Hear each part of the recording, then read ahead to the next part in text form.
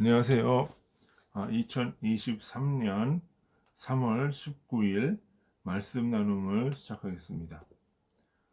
오늘 볼 말씀은 마태복음 5장 44절입니다. 제가 봉독해 올리겠습니다. 마태복음 5장 44절.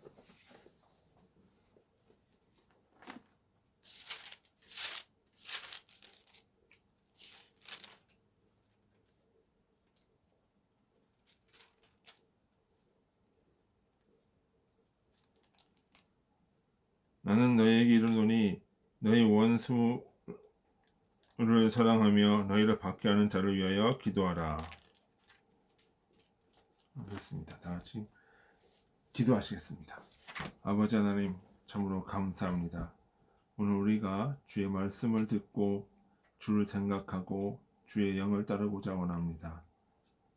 아버지, 우리 원수 사랑의 의미를 가지고 세상을 살아나갈 수 있도록 아버지 인도하여 주옵소서. 예수님의 이름으로 기도드리나이다. 아멘. 자, 오늘은 원수 사랑이라는 제목을 가지고 말씀을 나눠볼 텐데요. 그 당시에 이 말씀을 나눌 때 초대교회 상황이라고 하는 것, 역사적인 상황, 우리의 역사적인 상황, 그리고 나의 문제를 놓고 우리가 좀 생각을 해보기 원합니다.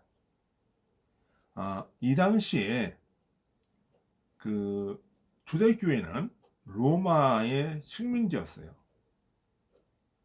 그러니까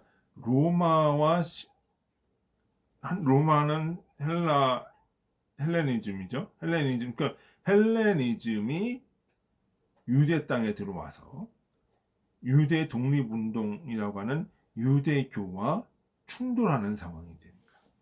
이게 그러니까 우리 시대로 따지자면 일제시대나 똑같은가요? 자, 그러면, 그러니까 헬라 로마인과 유대인 간의 갈등이 이게 400년이 넘는 갈등이에요. 이 독립운동의 역사, 그, 그러니까 단순히 그냥 하나는 지배층이고 하나는 피지배층이고 우리나라 따지면 일제시대와 비슷한 상황이란 말이에요. 일제가 한반도에 들어왔을 때 우리가 독립운동을 하잖아요. 그러면서 반일 어떤 그 대척점을 쓰잖아요. 그러면 그것과 지금이 그 당시에 유대와 로마가 비슷한 상황이었단 말이에요. 자, 그러면서 이 유대교가 구약을 해석하면서 민족주의, 율법, 선민의식을 굉장히 고취시켜요. 그러니까 구약을 있는 그대로 보는 것이 아니라 정치적 이유에 맞게 율법을 놓고 그것을 통해서 독립사상을 고취하고자 하는 측면이 있었단 말이에요. 그것이 바로 무엇이다? 율법과 선민의식이에요. 이것을 통해서 자신들이 선민의식을 세우고 독립을 하고자 하는 이런 것이 있었단 말이죠. 그런데 로마는 그렇지가 않아요. 로마는 세계 시민 사상, 모든 것은 헬레니즘으로 통한다고 하는 이 헬레니즘을 중심에 놓고 헬레니즘을 세계에 전파한다고 하는 세계 시민 사상에 있어서 이 교와 유대 헬레니즘이 유대 땅에서 정면으로 충돌할 수밖에 없어요. 그러면 이 충돌을 해결하는 과정 속에서 과정 속에서 기독교가 나왔다. 신약 성서가 쓰여졌다고 하는 사실입니다. 자, 그러면 이거를 이 두 사상을 어떻게 융화시키냐? 헬레니즘에서 영과 육이라고 하는 영적인 의미를 인식하는 그 방법을 체득해 오는 거죠. 그러니까 구약 성서의 영적인 의미가 없는 것이 아니라 문자적으로 가다 보니까 이 영적인 의미를 잃어버려요.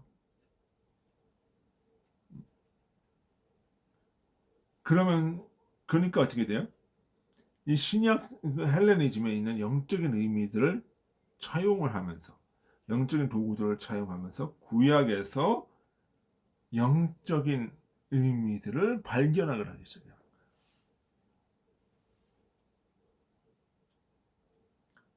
그것이 바로 그러니까 유대와 헬라가 서로 원수지고 대척점에 서지만, 이 기독교는 뭐야? 이 둘을 포옹하고 이 둘이 사랑하냐, 이 둘이 용서하고 이 둘이 하나됨으로 어우르는 이 과정 속에서 신약 성경이 쓰여졌다는 거예요. 그러니까 이걸 어떻게 해석을 하냐면, 구약 성경을 영적으로 풀기 시작하는 거예요. 영적으로. 어떻게 해요? 출애굽기를 예를 들면, 애굽에서 가나안을 향해서 가는 거. 애굽은 세상이고 가나안은 천국이고, 그 가나안 광야의 40년께는 뭐예요? 성도의 영적인 삶, 그 순례자로서의 삶, 이거로서 영적인 의미를 부여하는 게 시작하는 거예요. 또 어떻게 해요? 이 만나를, 하늘의 양식인 만나를 어떻게 해요? 말씀으로 주님과 신약 성경이 해석을 하는 거예요. 근데 이런 해석이 어떻게 나오냐 하면, 헬레니즘과 유다가 어우러지면서, 유대 땅에서 들어오면서 헬레니즘의 철학적 사유를 가지고 구약 성경을 해석을 하는 거죠.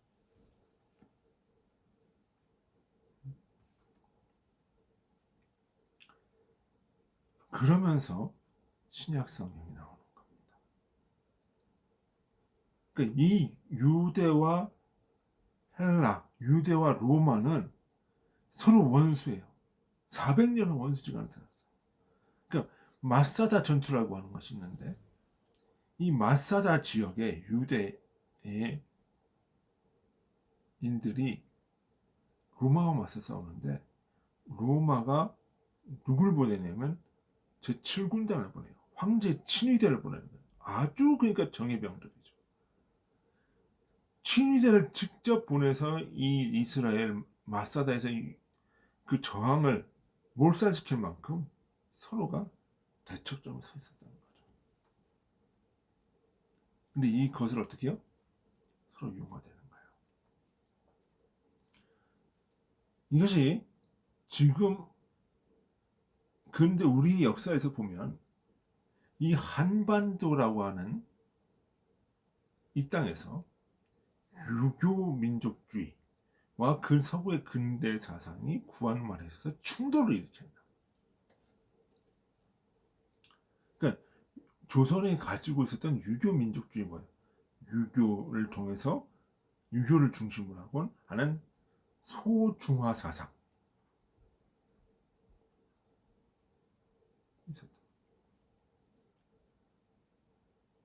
이 소중화가 뭐야?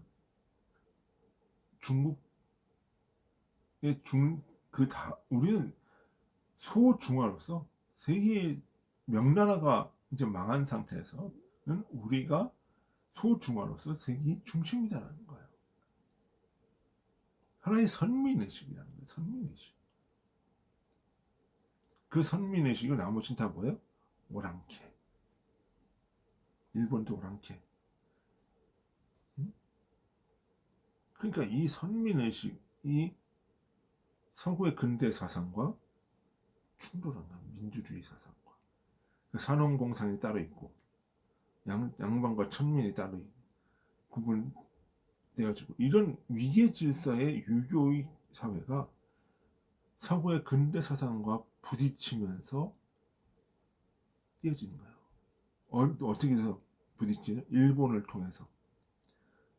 일본이 일제강점기를 통해서 민주화된 제도들을 통해서 들어온단 말이에요. 그리고 어떻게 해요? 우리 서구의 개신교의 선교사들이 들어오면서 근대 사상과 이 유교 중심의 소중화주의가 부딪혀요. 그래서 뭐야? 유교 중심 소중화주의가 쇄국 정치라는 것이 바로 그거야. 그러면서 개신교와 천주교를 핍박하고 개화파를 핍박하는 그런 모습으로 갔단 말이죠. 그러니까 지금의 구한말의 상황이 2000년째 초대교회 상황과 그 영적인 의미상에서 보면 유사하다는 얘기예요. 그런데 이 초대교회는 어떻게 돼요? 초대교회 기독교, 초대교회의 성도들은 어떻게 생각을 해요? 이 헬레니즘의 헬라 구약 성서를 헬라에 전파하면서 헬라에서 가져온 철학적 사유를 쓰게 되고, 그러면서 신약 성경을 다시 해석해요. 그러면서 어떻게 해요? 신구약 성경이 나옵니다. 그러니까 구약을 아까 말한 대로 구약 성서에 있는 내용, 출애굽기, 만나 이런 역사적 사실의 영적인 의미들을 부여하면서 이것이 신약의 영적인 세계가 실제고 구약이 그림자도 하는 이런 원리가 나오는 거죠. 그것이 바로 히브리서 11장 1절에 보면 믿음은 바라는 것들의 실상이 보이지 않는 것들의 증거는 이런 거죠. 그러니까 믿음이라고 하는 것은 무엇이냐? 보이지 않는 실제가 믿음이라는 걸 통해서 내 몸을 통해서 드러내는 거. 그러면서 어떻게 해요? 히브리서 11장에 보면 구약의 위인들이 쫙 나오죠. 아브라함, 라합, 야곱 이런 얘기들은 결국 뭐예요? 보이지 아니하는 실제가 이렇게 보이는 사람들의 모습으로서 이렇게 역사로서 진행되어 나갔다. 그 얘기를 하는 거잖아요. 사실 이게 사실 히브리서예요. 11장이죠. 그러면 이 두 사상이 조화되면서 성서라고 하는 신약 성서라고 하는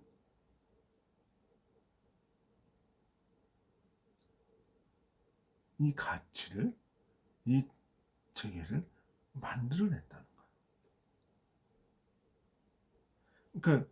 그러니까 바울이, 그러니까 예수님이 어떻게 해요? 이 영적인 의미를 드러내죠. 사마리아 여인들한테 가서 드러낸다. 사마리아 여인한테도 말하고, 저기 병 고치면서 또 얘기를 하고, 이 영적인 의미들을. 그러니까 유대인들은 영적인 것들을 주장하는 것이 뭐야? 헬레니즘이라고 생각을 하는 거야.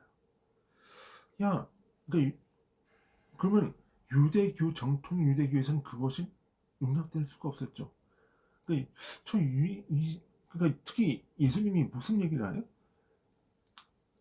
하나님의 나라는 보이는 것에 있지 아니하고 보이지 아니하게 너희들 마음속에 있다고 하잖아.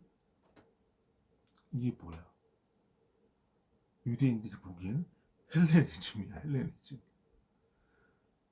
그리고 바울도 뭐야? 그런 얘기를 계속 써요. 바울도 영과 육이라는 것을 말하라고. 영적 생명, 영생과 육적 생명에 대해서 이야기를 하고, 보이지 아니하는 것들은, 보이는 것은 보이지 않는 영적인 것의 증거다라고 히브리서에 얘기를 하고. 그러면 유대교의 입장에서 저 신약 성도들을 가만히 보면 이거는 뭐야?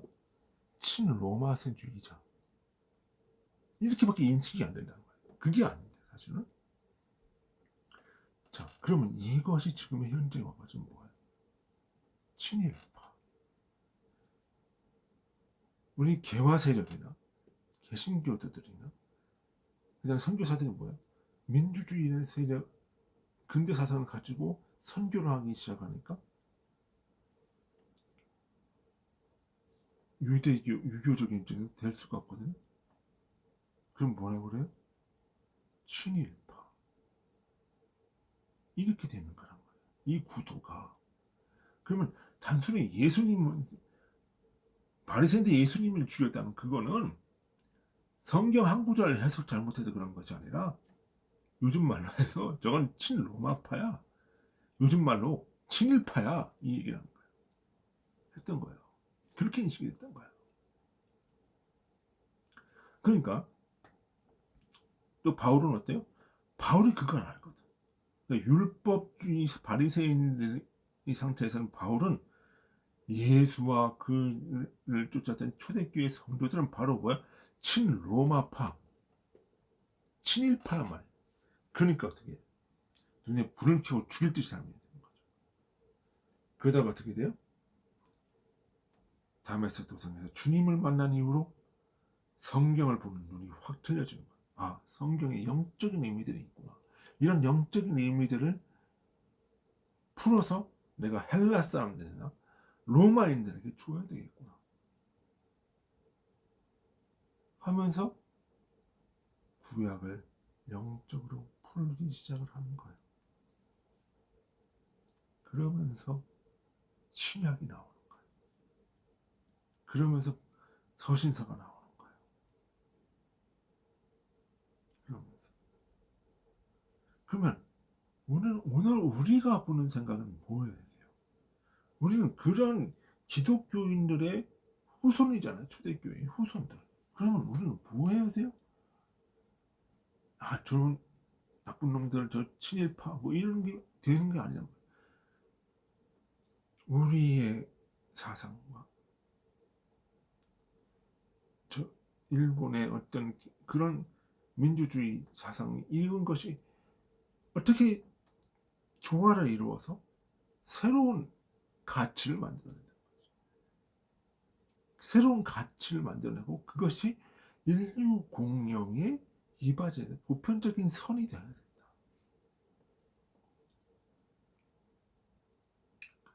그것이 우리 기독교인들이 가지고 있어야 될 역사 인식이란 말이에요. 새로운 가치를 만들어내야 된다. 새로운 깨달음이 얻어내야 된다. 과거의 일을 가지고 자꾸 들이대면서 너는 나쁜 놈이야 이렇게 하면 안 된다는 거야. 왜? 그리고 지금 일본은 과거의 일본과 같지가 않아요. 지금 일본은 민주국가예요. 그러니까 지금 일본은 민주국가로서 공산주의와 맞서는 세력이 되어 있다. 그럼 우리가 정말 선을 추구하고 자유를 추구한다면 어떻게 돼요?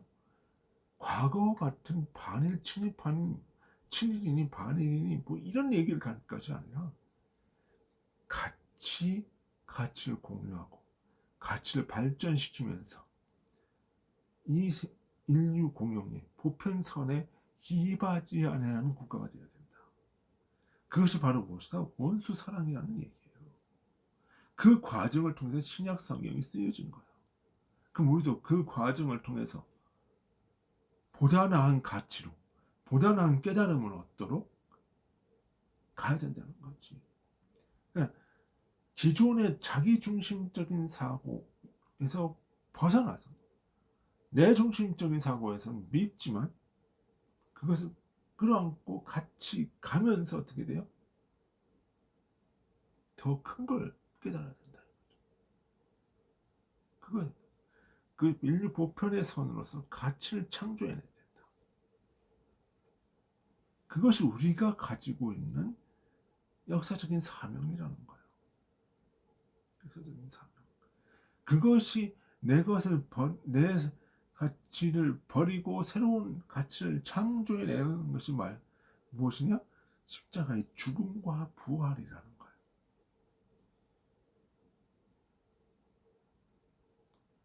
그런 면에서 우리는 인류 공동체라는 의식을 가지고 일본을 보고 미국을 상대하고 유럽을 상대하고 이렇게 구도를 가야지. 우리의 민족적 감정만 내세우고 이렇게 간다고 하면 이건 안 된다. 이건 우리가 가지고 있는 성서의 본질과는 떨어진 것이다. 반면에 이런 보편적인 원리에 반하에 작동하는 것에 대해서는 우리가 반대를 해야 되는 거죠. 우리가 보편주의적인 것이 뭐예요?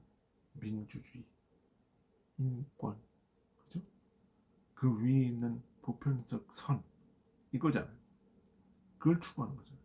근데 공산주의가 이거 인권이 있어요?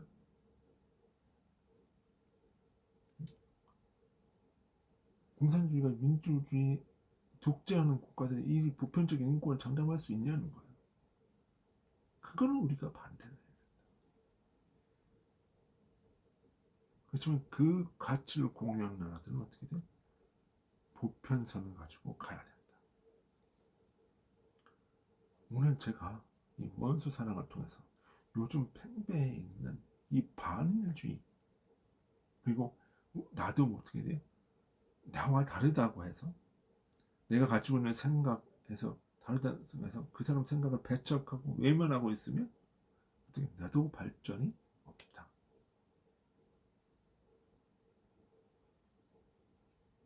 공유하면서 서로의 장단점을 이해해가면서 보다 나은 가치로 추구해 나가야 된다. 그 이야기를 오늘 전해드립니다. 그래야 우리가 살아갈 수 있다는 것입니다. 그것이 주님 앞에서의 삶이라는 거예요.